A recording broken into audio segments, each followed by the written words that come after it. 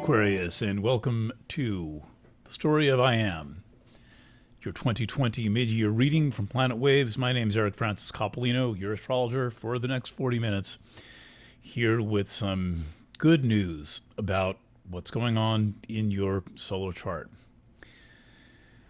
I think that for all the 12 signs, the sign that's going to notice the events of the next 3 months or so the most distinctly and the most palpably will be Aquarius. The reason I say this is because in mid-December, around the 17th or so, Jupiter and Saturn both enter your sign, which means that they leave Capricorn and they take up residence in your world. Now, they're already in your world, but they're in your world in a much more tense way than they're about to be, and it is not necessarily easy to have Saturn in your birth sign.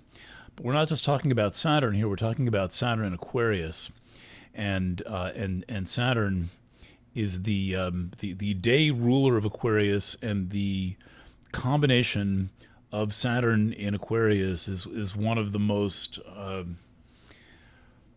potent, powerful, and potentially beneficial combinations in all of astrology. Saturn is a planet that if you don't have Saturn working, you're not going to be able to accomplish much. You're not going to have a particularly easy life. If you have Saturn working, you will be able to hold your self-authority. You'll be able to make decisions. You'll be able to work out your timing. But there's a very wide gap between Saturn not working and Saturn working. And there are many things along the way that must be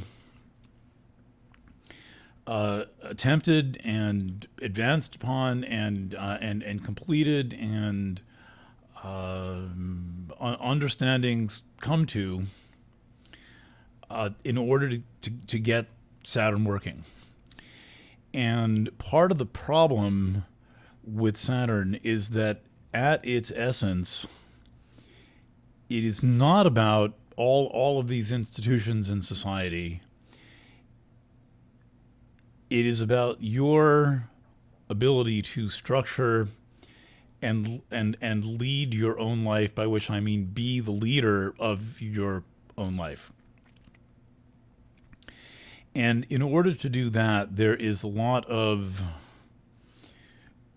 challenging, rebelling, revising, overthrowing, redesigning, claiming, building, that one must do to get out of all of the modes of authoritarianism that are imposed on us many different ways, many different times in our life, going way back before we were born, because the expectations on who we were supposed to be were